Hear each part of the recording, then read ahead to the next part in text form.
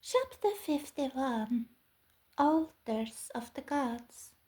The prophet walked through the ruins of the holy city and wept. He had foretold its destruction. He had warned the people against the gods, but they rejected the warning. They continued in their course, turning all the more from God and all the more to their gods and idols. The gods had promised to give them prosperity, freedom, and fulfillment, but they had now given them their gift, destruction. Jerusalem now lay in ruins and burning ash, and the nation was no more. The altars. It was the inevitable conclusion. It was the nature of the gods to bring destruction. Their worship involved altars. Their altars involved blood, even the blood of children. That was the price of following them. That was the demand of the spirits. It is no accident that those most closely joined to the gods were those most likely to engage in acts of self-destruction. The priests of Baal slashed themselves. The priests of Ishtar spilled their own blood in the goddess's processions, and the worshippers of Moloch offered up as blood sacrifices their own flesh and blood in the form of their children. The gods destroy their own. The gods cause them to destroy themselves and to celebrate their own destruction. The keys of destruction. How did they do it? How did they cause their followers to destroy themselves? They removed from the lives of their subjects purpose and meaning. When life had no meaning, no purpose, no absolute value, it then proceeds toward death and destruction. The lives of children can then be disposed of and sacrificed.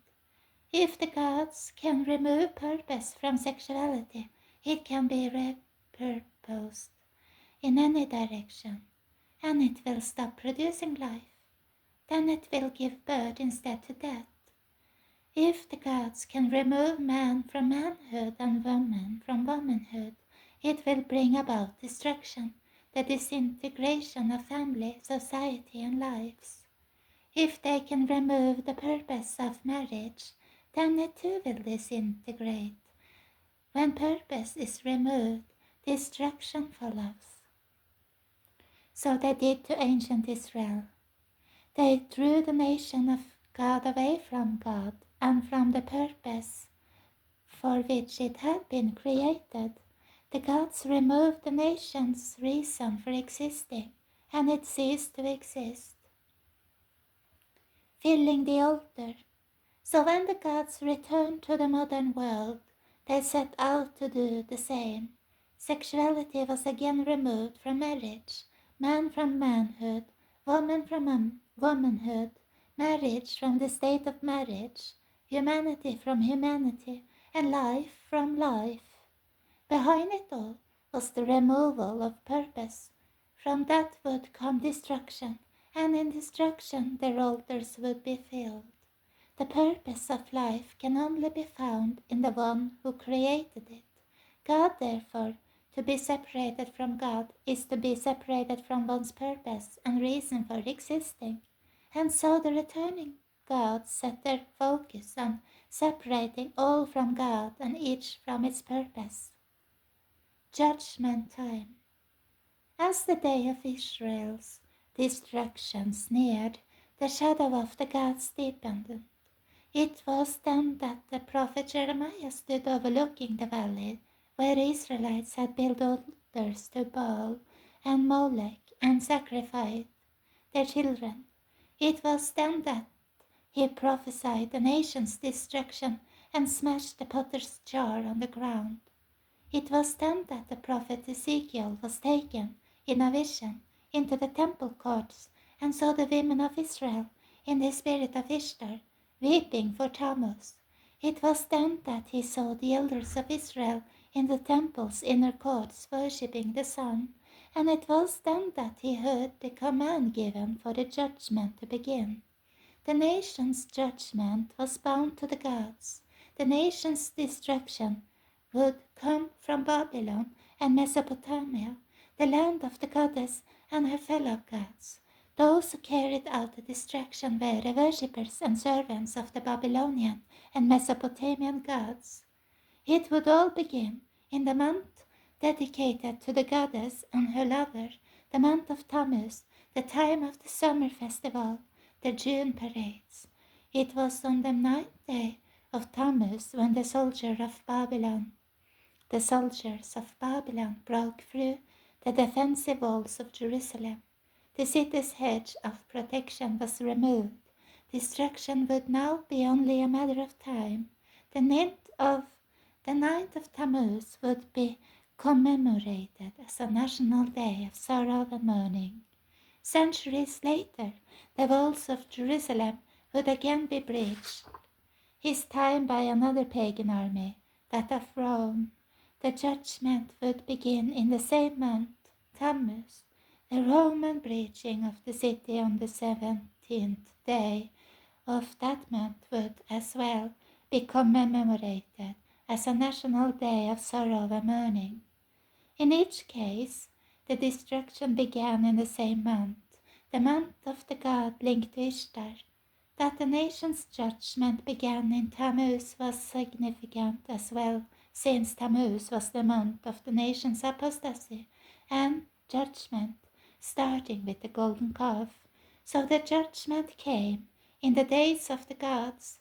It was fitting, as it was the gods to which the nation had turned that would bring about its destruction. Warning of judgment. What about America? The gods brought judgment and destruction to Israel. Could America likewise be in danger of judgment and destruction? Both nations had been dedicated to God as their inception. Both had turned away from God. Both had followed the gods Baal, Molech, and the goddess. But America had gone further. It had become the world's primary vessel for the return of the gods. It had become the world's chief proponent of materialism, the worship of prosperity and money, sexual immorality, pornography, abortion, homosexuality, transsexuality, and the alteration of gender. America had single-handedly resurrected the goddess's midsummer festivals and processions, which now covered the world.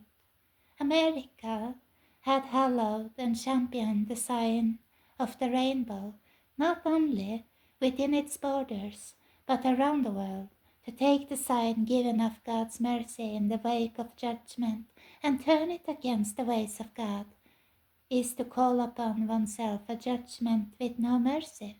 South America had chosen to strike down the ways of God in the month of the goddess and her lover, the month of gods and judgment. And it was no accident that it struck down the biblical hedge of marriage on the 9th of Tammuz, the very day that Israel's protective hedge was struck down, and that opened the way for the nation's judgment. The prophets warned Israel that to turn away from God to follow after the gods would lead to destruction. America was turned away from God and now follows after the gods. To what then will it lead? It must as well, in the end, lead to destruction. But judgment applies not only to nations but to people.